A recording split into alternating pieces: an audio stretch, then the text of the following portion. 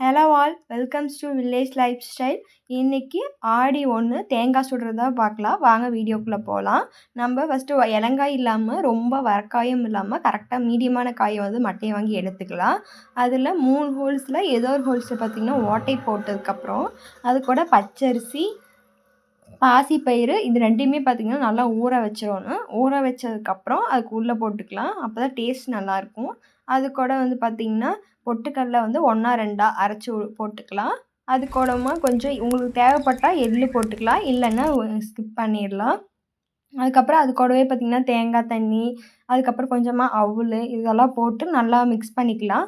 Mix பண்ணதுக்கப்புறம் பார்த்திங்கன்னா ஒரு பச்சை குச்சியில் வந்து அது வந்து ஹோல்ஸில் படுற மாதிரி நல்லா குத்திக்கணும்.